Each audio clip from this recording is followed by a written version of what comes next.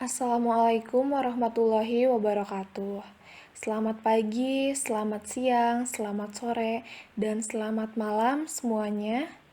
Yang terhormat Bapak Suharsono, Magister Pendidikan, dan Bapak Egy Nuryadi, Magister Sains, selaku dosen pengampu mata kuliah Anatomi Fisiologi Tubuh Manusia, serta rekan-rekan yang kami rindukan.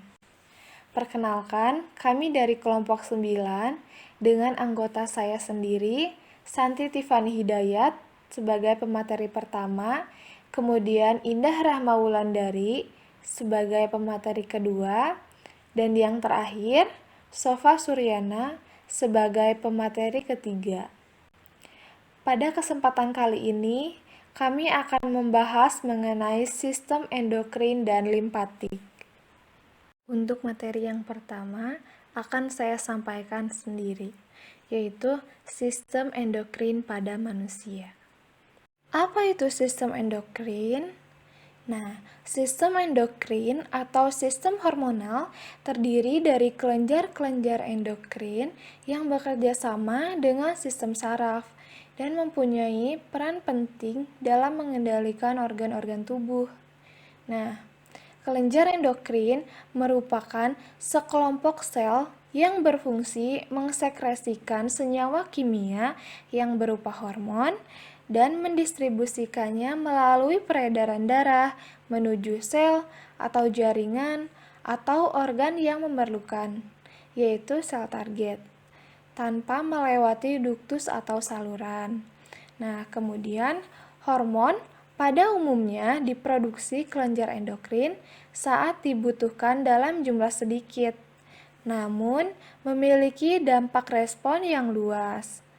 Nah, hormon adalah penghantar kimiawi yang dilepas sel-sel khusus ke dalam aliran darah untuk mengkoordinasikan berbagai kegiatan tubuh agar proses-proses fisiologi dapat berjalan.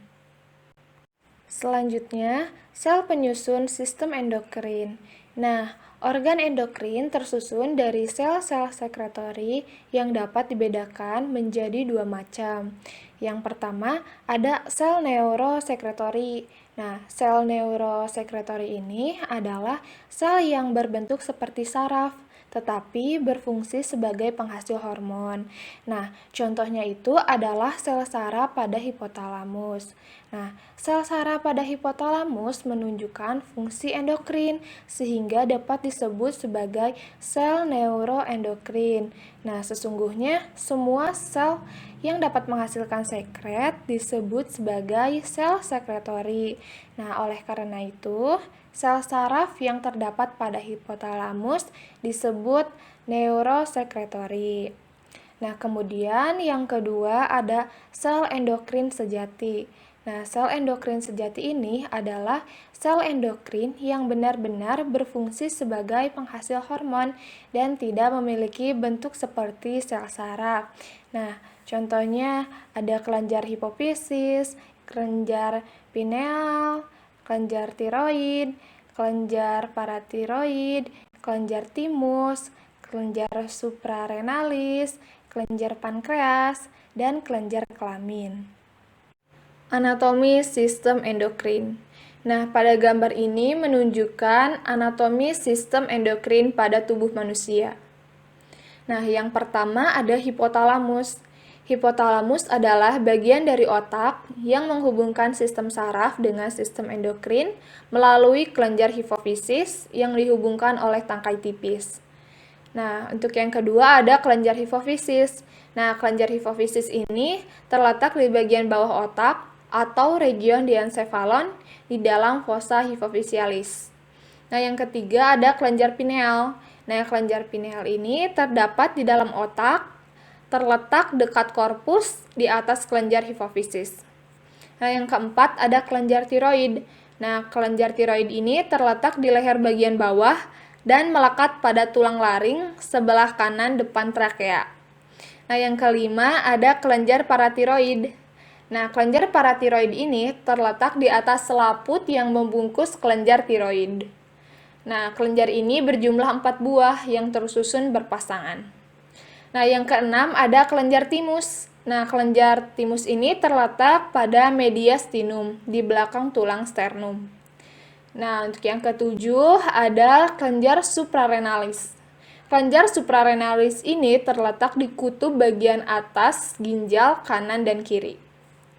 Untuk yang ke-8 ada kelenjar pankreas. Nah, kelenjar pankreas ini terletak di dalam jaringan pankreas. Yang ke-9 ada kelenjar kelamin. Nah, jika pada laki-laki terletak pada testis dan pada wanita terdapat pada ovarium. Fungsi sistem endokrin. Sistem endokrin memiliki fungsi diantaranya yang pertama menghasilkan hormon yang dialirkan ke dalam darah yang diperlukan oleh jaringan tubuh tertentu. Yang kedua, mengontrol aktivitas kelenjar tubuh. Yang ketiga, merangsang aktivitas kelenjar tubuh. Yang keempat, merangsang pertumbuhan jaringan. Yang kelima, mengatur metabolisme, oksidasi, meningkatkan absorpsi glukosa pada usus halus. Kemudian yang keenam, mempengaruhi metabolisme lemak, protein, karbohidrat, vitamin, mineral, dan air. Yang ketujuh atau yang terakhir, memelihara lingkungan internal tubuh agar tetap optimal dan homeostatis. Mekanisme kerja sistem endokrin. Nah, dapat terlihat pada gambar. Nah, ini ketika sel-sel dalam organ-organ endokrin menghasilkan hormon yang dihasilkan, maka dia akan dilepas ke dalam darah yang akan berdifusi melintasi kapiler, kemudian akan masuk ke sistem pembuluh darah, dan akan diedarkan ke seluruh tubuh untuk mencapai saluran sel. Nah, hormon tersebut hanya akan singgah ke tempat di mana terdapat reseptornya. Nah, hormon akan memberikan respon atau efek hanya pada sel target, yaitu sel yang memiliki reseptor spesifik untuk hormon tersebut. Jadi misalnya kelenjar endokrin hipofisis anterior mensekresikan hormon LH, kemudian didifusikan ke dalam darah untuk diedarkan ke seluruh tubuh. Nah, tetapi hormon ini dia tidak sembarang singgah. Dia hanya singgah di dalam perjalanannya bersama darah di tempat-tempat yang merupakan sel targetnya. Nah, apa sih yang menjadi pengkode bahwa itu merupakan tempat kerja sebenarnya? Nah, pengkode tersebut adalah karena ada reseptornya. Nah, ini merupakan karakteristik penting. Kalau ada reseptornya, maka itulah targetnya. Tetapi kalau tidak ada reseptornya, dia akan melewatinya saja, tidak akan berpengaruh apapun. Misalnya tadi, kelenjar endokrin hipofisis anterior yang mensekresikan hormon LH, ketika dibawa ke ginjal, itu tidak ada reseptornya di sel-sel ginjal tersebut, maka dia tidak bisa mempengaruhi sel ginjal. Akan tetapi, misalnya dia dibawa ke organ targetnya, yaitu testis pada laki-laki. Kemudian di sana ada reseptornya, maka dia bisa bekerja dan memberikan efek sintesis testosteron dan dukungan untuk produksi sel sperma di testis. Sifat kimia hormon. Hormon berdasarkan kelarutannya dikelompokkan menjadi hormon yang larut dalam air dan hormon yang larut dalam lemak. Yang pertama, hormon yang larut dalam air termasuk polipeptida, yaitu hormon insulin, glukagon, adrenokortikotropik, dan gastrin. Kemudian yang termasuk katekolamin, yaitu hormon dopamin, hormon norepinefrin, dan hormon epinefrin. Nah, kelompok hormon ini beraksi pada reseptor di membran plasma. Kedua, hormon yang larut dalam lemak atau lipid, termasuk golongan steroid, yaitu hormon estrogen, progesteron, testosteron, glukokortikoid, dan aldosteron. Kemudian, yang termasuk tironin, yaitu hormon tiroksin. Nah, kelompok hormon ini beraksi pada reseptor di dalam sel yang langsung mengaktifkan gen. Sekian dari saya, untuk materi selanjutnya akan disampaikan oleh pemateri kedua. Terima kasih. Baik, terima kasih kepada pemateri sebelumnya yang telah mempersilahkan saya. Saya Indah Ramaulandari di sini akan membahas mengenai jenis-jenis kelenjar endokrin. Nah, yang pertama ada hipotalamus. Hipotalamus adalah bagian dari otak dengan beberapa fungsi tambahan terhadap peranannya sebagai kelenjar endokrin. Hipotalamus dianggap sebagai kelenjar endokrin karena dia mensekresikan beberapa hormon, sebagian besar mempengaruhi kelenjar hipofisis. Hipotalamus ini terletak di batang otak atau di diencephalon. Nah, di sebelah sini. Nah, hipotalamus ini merupakan pusat tertinggi sistem kelenjar endokrin. Di sini ada tabel mengenai daftar hormon hipotalamus, struktur dan efek yang ditimbulkan. Yang pertama itu ada hormon growth hormone releasing hormone atau GHRH. Strukturnya peptida, targetnya itu sel hipofisis anterior yang mensekresikan hormon pertumbuhan. Efeknya ini peningkatan sekresi hormon pertumbuhan. Yang kedua itu ada growth hormone inhibiting hormone atau GHIH atau somatostatin. Strukturnya peptida kecil, targetnya itu sel hipofisis anterior yang mensekresikan hormon pertumbuhan. Efeknya ini adalah penurunan sekresi hormon pertumbuhan. Yang ketiga ada thyrotropin releasing hormone atau TRH. Strukturnya ini peptida kecil, targetnya itu sel hipofisis anterior yang mensekresikan TSH. Efeknya ini peningkatan sekresi hormon TSH. Yang keempat ada corticotropin releasing hormone atau CRH. Strukturnya ini peptida. Targetnya ini sel hipofisis anterior yang mensekresikan hormon adrenokortikotropik. Efeknya adalah peningkatan sekresi hormon adrenokortikotropik. Yang kelima ada gonadotropin releasing hormone atau GnRH. Strukturnya ini peptida kecil. Targetnya adalah sel hipofisis anterior yang mensekresikan luteinizing hormone dan follicle stimulating hormone. Efeknya itu adalah peningkatan sekresi hormon luteinizing hormone dan follicle stimulating hormone. Yang keenam itu ada prolactin releasing hormone atau PRH. Strukturnya belum diketahui. Targetnya ini sel hipofisis anterior yang mensekresikan prolaktin. Efeknya adalah peningkatan sekresi prolaktin. Dan hormon yang ketujuh itu ada prolactin inhibiting hormone atau PIH. Strukturnya ini dopamin atau derivat asam amino. Targetnya ini adalah sel hipofisis anterior yang mensekresikan prolaktin. Efeknya ini adalah penurunan sekresi prolaktin. Yang kedua itu ada kelenjar hipofisa. Nah, kelenjar hipofisa ini merupakan sebuah kelenjar sebesar kacang polong dengan ukurannya kurang lebih 10 x 13 x 6 mm. Terletak dekat dengan dasar otak. Nah, kelenjar hipofisis ini terdiri dari dua lobus, yaitu lobus anterior atau adenohipofisis dan lobus posterior atau neurohipofisis. Nah, terlihat dalam gambar. Nah, ini adalah anteriornya, lobus anteriornya, dan ini lobus posteriornya. Yang pertama ada lobus anterior atau adenohipofisis. Lobus anterior menghasilkan sejumlah hormon yang bekerja sebagai pengendali produksi dari semua organ endokrin lainnya.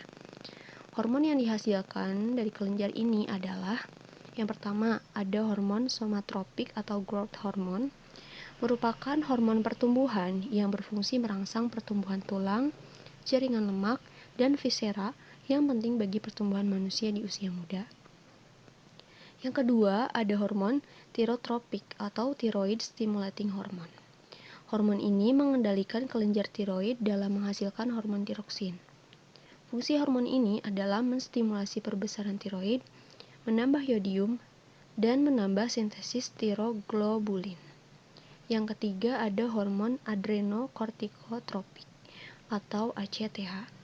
Hormon ini mengendalikan kelenjar suprarenal dalam menghasilkan kortisol yang berasal dari korteks kelenjar suprarenal. Yang keempat ada hormon gonadotropin. Nah, hormon ini menghasilkan dua hormon, yaitu ada yang pertama follicle stimulating hormone atau FSH yang merangsang perkembangan follicle digraft dalam ovarium dan pembentukan spermatozoa dalam tesis. Yang kedua ada luteinizing hormone atau LH yang mengendalikan sekresi estrogen dan progesteron dalam ovarium serta turut mempengaruhi luteinisasi pada wanita dan laki-laki. Yang kelima ada hormon luteinotropik atau LTH atau hormon prolaktin atau PRL. Hormon ini mempertahankan laktasi dengan memengaruhi secara langsung kelenjar-kelenjar susu di mamahi.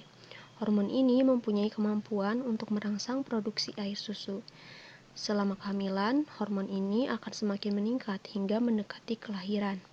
Namun akan menurun setelah proses kelahiran terjadi. Dan yang terakhir atau yang keenam ini ada melanocyte stimulating hormone atau MSH dihasilkan oleh hipofise pars intermedius dan pada manusia itu didapati dalam fase kehidupan fetus.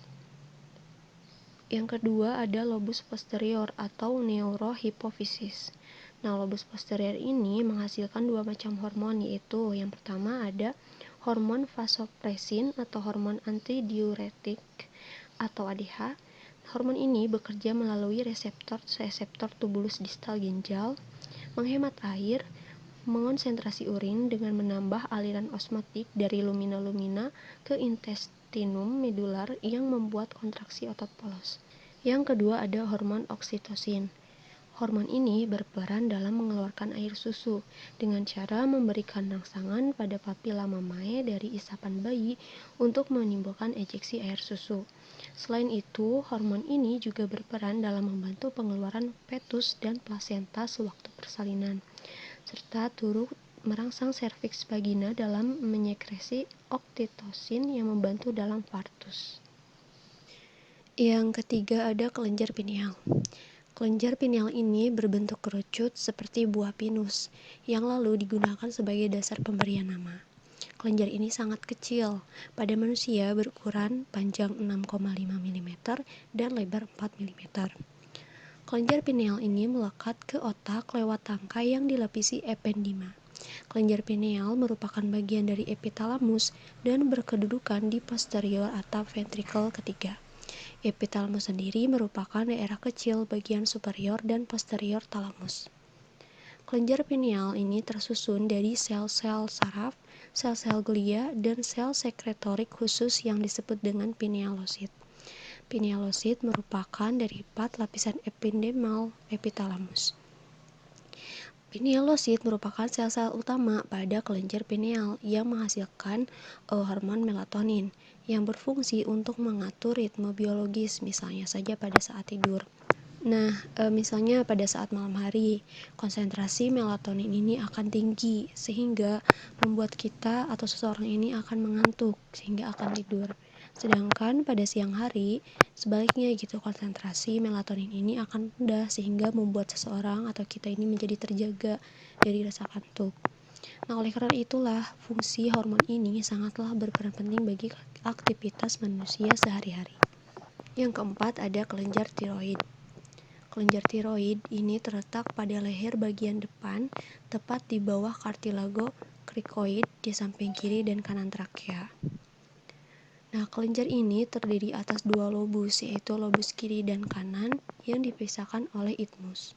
Masing-masing lobus kelenjar ini mempunyai ketebalan lebih kurang 2 cm, lebarnya 2,5 cm, dan panjangnya 4 cm. Tiap-tiap lobus mempunyai lobuli. Di dalam lobuli terdapat folikel dan parafolikel. Di dalam folikel ini terdapat rongga yang berisi koloid, di mana hormon-hormon disintesa. Kelenjar tiroid ini menghasilkan hormon tiroksin. Dilihat dari gambar, letak dari kelenjar tiroid tadi kan disebutkan bahwa terletak pada leher bagian depan, tepatnya di bawah kartilago krikoid ya.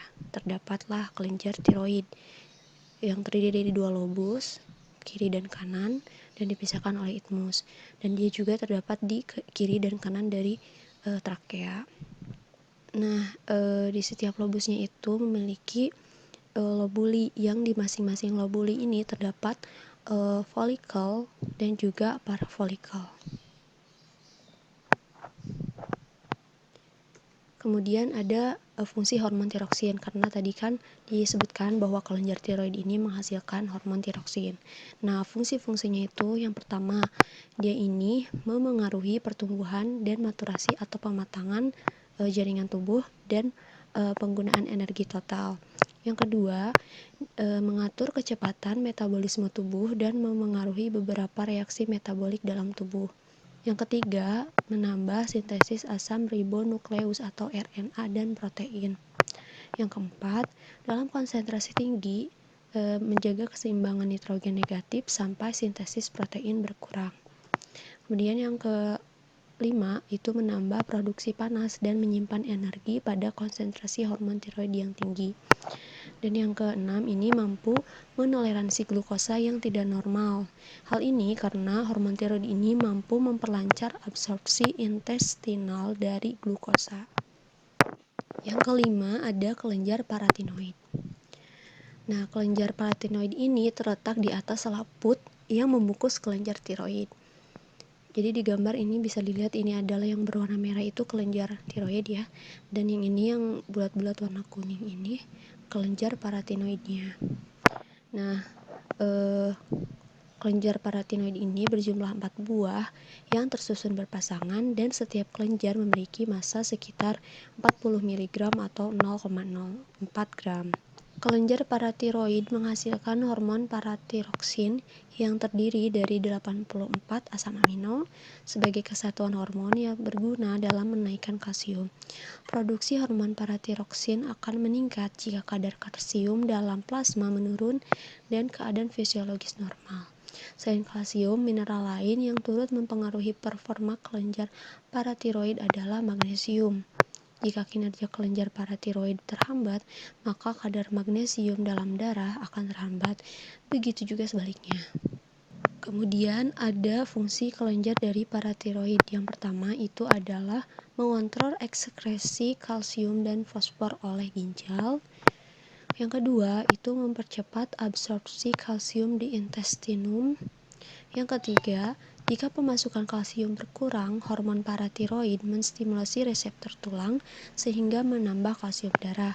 Dan yang keempat, dapat menstimulasi transport kalsium dan fosfat melalui membran dari mitokondria.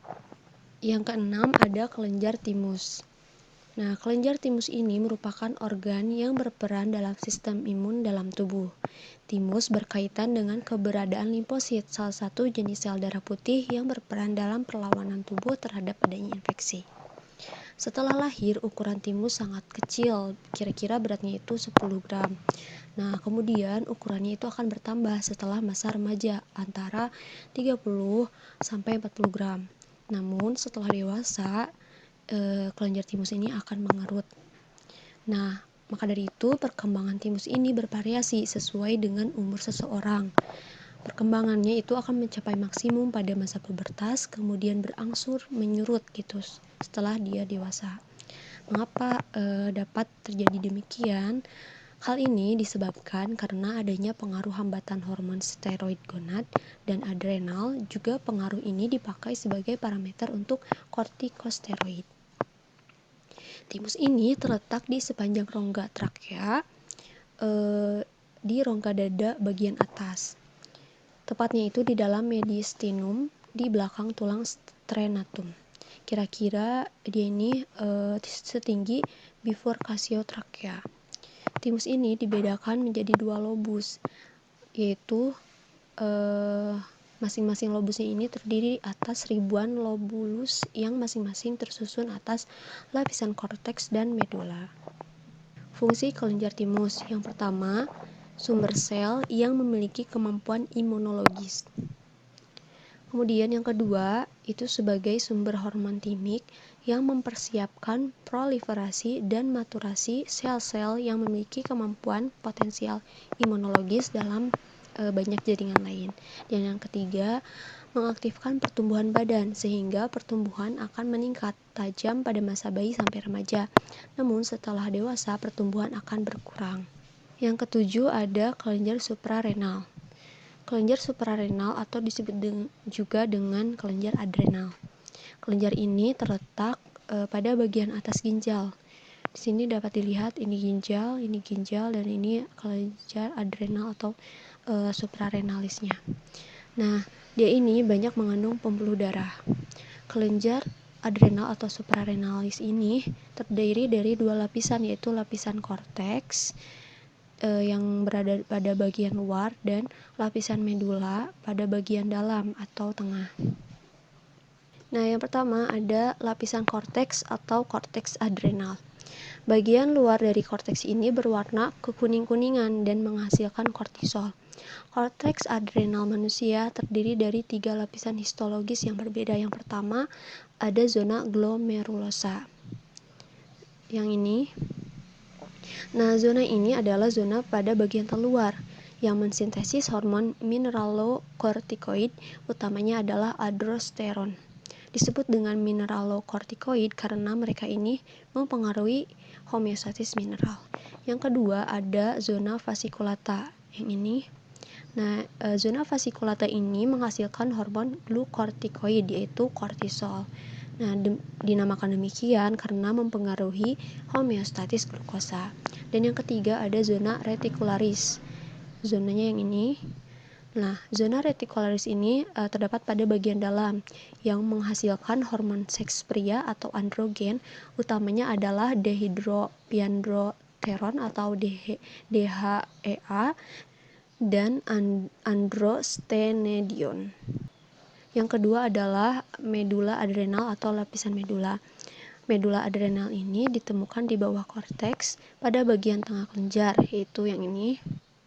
Medula terdiri dari sel-sel yang menghasilkan hormon epinefrin dan hormon norepinefrin yang berfungsi untuk memperkuat sistem saraf simpatis, berperan dalam adaptasi terhadap stres, dan pengaturan tekanan darah. Yang kedelapan ada kelenjar pankreas. Secara umum, kelenjar pankreas ini terdiri dari dua sel, yaitu sel alfa dan sel beta. Sel alfa memproduksi glukagon, sedangkan sel beta ini memproduksi insulin. Nah, secara umum, insulin ini berperan dalam menurunkan kadar gula darah. Sebaliknya, kalau glukagon ini berperan dalam meningkatkan kadar gula darah. Nah, dalam meningkatkan kadar gula darah, glukagon ini merangsang glikogenolisis atau pemecahan glikogen menjadi glukosa dan meningkatkan transportasi asam amino dari otot serta meningkatkan gluconeogenesis atau pemecahan glukosa dari yang bukan karbohidrat. Nah, dalam metabolisme lemak, glukagon ini akan meningkatkan lipolisis atau pemecahan lemak. Dalam menurunkan kadar gula darah, insulin ini sebagai hormon anabolik terutama akan meningkatkan difusi glukosa melalui membran sel di jaringan. Yang kesembilan ada kelenjar kelamin atau kelenjar gonad. Kelenjar kelamin mempunyai fungsi endokrin dan reproduksi, meliputi testis pada pria dan ovarium pada wanita. Sebagai kelenjar endokrin, testis menghasilkan hormon androgen, sedangkan ovarium ini akan menghasilkan estrogen dan progesteron. Pada masa pubertas, sifat kelamin sekunder mulai tampak dan terjadi peningkatan sekresi gonadotropin atau FSH dan LH yang merangsang perkembangan produksi kelenjar gonad. Yang pertama itu ada testis. Nah, testis ini menghasilkan beberapa hormon seks pria yang dinamakan dengan hormon androgen. Salah satu hormon yang paling kuat dan bertanggung jawab kepada efek hormon pria secara keseluruhan adalah hormon testosteron. Nah, efek testosteron pada fetus merangsang diferensiasi dan perkembangan genital ke arah pria. Pada masa pubertas, hormon testosteron akan merangsang perkembangan tanda-tanda seks sekunder seperti perkembangan bentuk tubuh, pertumbuhan dan perkembangan alat genital, distribusi rambut tubuh, pembesaran laring, dan penebalan pita suara, dan lain sebagainya. Nah, yang kedua ada ovarium atau kelenjar kelamin pada wanita. Nah, kelenjar kelamin ini akan menghasilkan estrogen dan progesteron. Hormon ini mempengaruhi pekerjaan uterus serta memberikan efek sifat kelamin. seperti pinggul yang besar, bahu yang sempit, dan lain sebagainya. Nah, ketika hamil, estrogen ini diproduksi oleh plasenta. Mekanisme aksi estrogen adalah mengatur ekspresi gen tertentu dan merangsang DNA, sedangkan progesteron ini memiliki aksi terhadap organ reproduksi wanita dan kondisi psikologis wanita. Sekian materi dari saya, dilanjutkan oleh pemateri selanjutnya. Terima kasih. Assalamualaikum warahmatullahi wabarakatuh. Terima kasih pada moderator yang telah memberikan kesempatan pada saya. Baik, saya Sopa Suryana akan memaparkan materi ketiga. Langsung saja pada pembahasan pertama, yaitu kelainan sistem endokrin pada manusia. Baik, kelainan yang pertama yaitu diabetes. Nah, diabetes ini terjadi ketika pankreas tidak menghasilkan insulin yang cukup atau tubuh tidak dapat menggunakan insulin yang tersedia dengan optimal. Gejala diabetes sendiri meliputi haus atau lapar yang berlebihan, kelelahan, kemudian sering buang air kecil, mual dan muntah, kemudian kenaikan atau penurunan berat badan yang tidak disertai dengan alasan, dan perubahan pada penglihatan. Yang kedua, akromegali adalah gangguan ketika kelenjar pituitari menghasilkan hormon pertumbuhan yang berlebihan. Hal ini menyebabkan pertumbuhan yang berlebihan pula. Nah, terutama pada area kaki dan tangan. Gejala dari akromegali ini sendiri meliputi ukuran bibir, hidung, atau lidah yang terlalu besar, kemudian tangan atau kaki yang terlalu besar atau bengkak, kemudian ada perubahan struktur tulang muka, nyeri pada tubuh dan sendi, kemudian ada suara yang dalam, kelelahan dan kelemahan, sakit kepala, pertumbuhan tulang dan kartilago yang berlebihan, serta penebalan kulit, disfungsi seksual termasuk penurunan libido, sleep apnea, gangguan pada penglihatan. 3. Penyakit Addison yang ditandai dengan penurunan produksi kortisol dan aldosteron akibat kerusakan kelenjar adrenal. Gejala penyakit Addison ini meliputi depresi, diare, kelelahan, sakit kepala, hiperpigmentasi pada kulit, hipoglikemia, nafsu makan rendah, tekanan darah rendah, periode menstruasi yang terlewat, mual dengan atau tanpa muntah, ingin mengkonsumsi garam, penurunan berat badan, dan kelemahan. Sindrom Cushing yang ditandai dengan kelebihan kortisol yang dihasilkan oleh kelenjar adrenal. Nah, gejala dari sindrom ini biasanya meliputi bupalham atau lemah di antara bahu seperti punduk, kemudian ada diskolerasi kulit seperti memar, kelelahan, merasa sangat haus, penipisan dan melemahnya tulang atau osteoporosis, kemudian sering buang air kecil, gula darah tinggi atau hiperglikemia, tekanan darah tinggi, hipertensi, mudah marah, dan perubahan mood, obesitas pada bagian atas tubuh, kemudian ada wajah yang bundar, dan kelemahan. 5. Penyakit Graves merupakan salah satu jenis hipertiroidisme yang mengakibatkan produksi hormon tiroid. Nah, gejala penyakit Graves ini meliputi mata menonjol, diare, kesulitan tidur, kelelahan dan kelemahan, goiter atau pembesaran kelenjar tiroid, intoleransi terhadap panas, detak jantung yang tidak teratur, mudah marah dan perubahan mood, detak jantung berdebar cepat, kemudian ada kulit yang tebal atau merah pada betis, tremor, dan penurunan berat badan. 6. Hashimono-thyreoiditis merupakan kondisi ketika tiroid diserang oleh sistem imun yang menyebabkan hipotiroidisme dan produksi hormon tiroid yang rendah. Gejalanya meliputi intoleransi pada dingin, konstipasi, rambut kering dan rontok, kelelahan, goiter, nyeri pada sendi dan otot, kemudian ada periode menstruasi yang terlewat, detak jantung yang melambat, dan pertambahan berat badan. Hipertiroidisme adalah kondisi yang ditandai dengan kelenjar tiroid yang overaktif.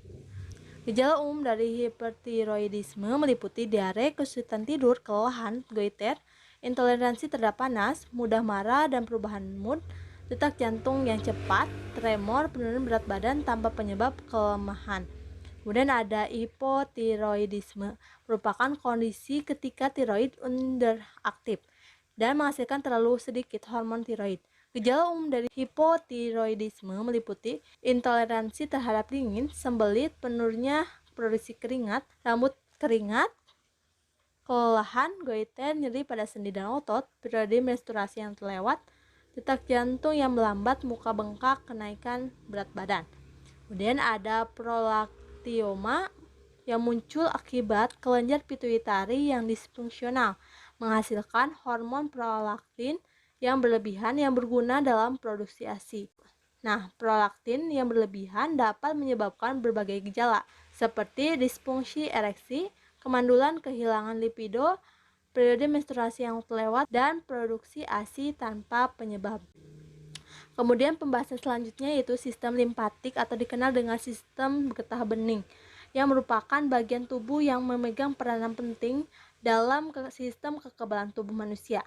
Nah, sistem limpatik atau dikenal dengan sistem getah bening ini merupakan kumpulan jaringan dan organ yang bekerja sama untuk mengalirkan limpa atau getah bening di dalam tubuh. Limpa melakukan sirkulasi ke seluruh tubuh mirip dengan cara kerja darah. Sistem limpatik terdiri dari beberapa organ yang memiliki fungsi masing-masing untuk mendukung kekebalan tubuh terhadap penyakit. Fungsi dari sistem limpatik. Yang pertama, mengembalikan cairan dan protein dari jaringan ke dalam sirkulasi darah, kemudian mengangkut limfosit dari kelenjar limpa ke sirkulasi darah, kemudian untuk membawa lemak yang sudah dibuat emulsi dari usus ke sirkulasi darah. Saluran limfe yang melaksanakan fungsi ini ialah saluran lakteal. Kelenjar limfe menyaring dan menghancurkan mikroorganisme untuk menghindari penyebaran organisme itu dari tempat masuknya ke dalam jaringan ke bagian dalam tubuh. Apabila ada infeksi, kelenjar limfe menghasilkan zat antibodi untuk melindungi tubuh terhadap kelanjutan infeksi. Pembuluh limfe. Struktur pembuluh limfe serupa dengan pena kecil, tetapi memiliki lebih banyak katup sehingga pembuluh limfe tampak seperti serangkaian petasan. Pembuluh limfe yang terkecil atau kapiler limfe lebih besar dari kapiler darah dan terdiri atas lapis endotelium. Pembuluh limfe bermula sebagai jalinan halus kapiler yang sangat kecil atau berongga-rongga di dalam jaringan berbagai organ. Sejenis pembuluh limfe khusus disebut lakteal, dijumpai dalam pili usus kecil. Kelenjar limfe atau limfonodi berbentuk seperti lonjongan atau seperti kacang dan terdapat di sepanjang pembuluh limfe. Kerjanya seperti penyaring dan dijumpai di tempat-tempat terbentuknya limfosit. Kelompok-kelompok utama terdapat di dalam leher, aksial, torak, abdomen, dan lipatan paha. Saluran limfe. Terdapat dua batang saluran limfe utama yaitu ductus thoraticus dan ductus lymphaticus. Nah, ductus thoraticus bermula sebagai respectalium hili atau cisterna hili di depan vertebrata lumbalis. Kemudian berjalan ke atas melalui abdomen dan torak yang menyimpang ke sebelah kiri kolumna vertebralis. Kemudian bersatu dengan pena-pena besar di sebelah bawah kiri leher dan menuangkan isinya ke dalam pena-pena itu. Kemudian ada ductus lymphaticus, ialah saluran yang jauh lebih kecil dan mengumpulkan limfe dari sebelah kanan kepala dan leher, lengan kanan, dada sebelah kanan, dan menuangkan isinya ke dalam pena yang berada di sebelah bawah kanan leher. Kemudian ada timus. Timus adalah kelenjar kecil yang terletak di dada bagian atas di bawah tulang dada yang merupakan bagian dari sistem limpatik. Nah, fungsinya sendiri yaitu membuat sel-sel darah putih yang disebut pula limfosit T yang berguna untuk melindungi tubuh terhadap infeksi. Tonsil terdiri dari bagian tengah, sipiri, pinggir yang menonjol, kemudian ditemukan di pharyngeal, yaitu tonsil pharyngeal atau adenoid di bagian posterior nasopharynx. Kemudian ada tonsil palatina pasterolateral kolom oral. Nah, kemudian ada tonsil linguali sepanjang 1/3 posterior di lidah. Limpa. Limpa merupakan sebuah kelenjar yang berwarna ungu tua yang terletak di sebelah kiri abdomen, di daerah hipogastrium kiri di bawah iga 9, 10, dan 11. Limpa berdekatan dengan pundus dan permukaan luarnya menyentuh diafragma. Limpa menyentuh ginjal kiri, colokan kolon, di kiri atas, dan ekor pankreas. Nah, fungsi dari limpa sendiri yaitu untuk menghasilkan limfosit. Limpa juga menghancurkan sel darah putih dan trombosit. Limpa juga menghasilkan zat-zat antibodi. Cairan limpa. Cairan limpa mengandung sel-sel darah putih yang berfungsi mematikan kuman penyakit yang masuk ke dalam tubuh. Cairan ini dikeluarkan dari pembuluh darah yang mengisi ruang antar sel sehingga membasahi seluruh jaringan tubuh. Sistem imun. Terdapat berbagai jenis patogen yang menyebabkan infeksi pada manusia. Infeksi yang terjadi pada orang normal umumnya singkat dan jarang meningkatkan kerusakan permanen. Hal ini disebabkan tubuh manusia memiliki suatu sistem kekebalan yang disebut sistem imun yang melindungi tubuh. Contoh pertahanan tubuh, yaitu air mata yang mengalir terus-menerus ke kornea dan sklera, yang berfungsi untuk menghancurkan bakteri. Bila pembentukan mata terganggu, kornea dan selera akan kering, dan bakteri berkembang biak dan membahayakan mata. Jenis respon imun ada non-spesifik dan spesifik. Pertahanan non-spesifik yang bereaksi tanpa memandang apakah agen pencetus pernah atau belum pernah dijumpai. Pertahanan non-spesifik ini dapat berupa peradangan, yaitu suatu respon non-spesifik terhadap cedera jaringan. Pada keadaan ini, spesialis fagosit, neurofil, dan makrofag dalam memberi bantuan dari sel-sel imun jenis lain. Kemudian ada interferon, yaitu protein yang secara non-spesifik mempertahankan tubuh terhadap infeksi virus.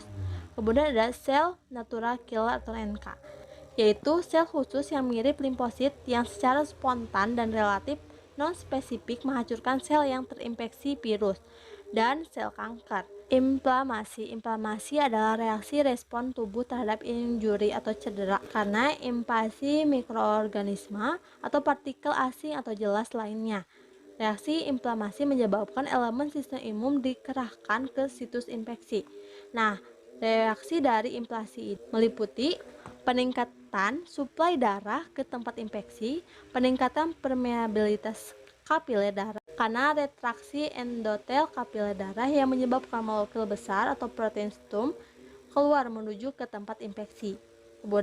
Kemudian leukosit terutama neurotropil dan monosit keluar dari kapiler menuju ke area infeksi karena kemotaksis atau rangsangan kimiawi.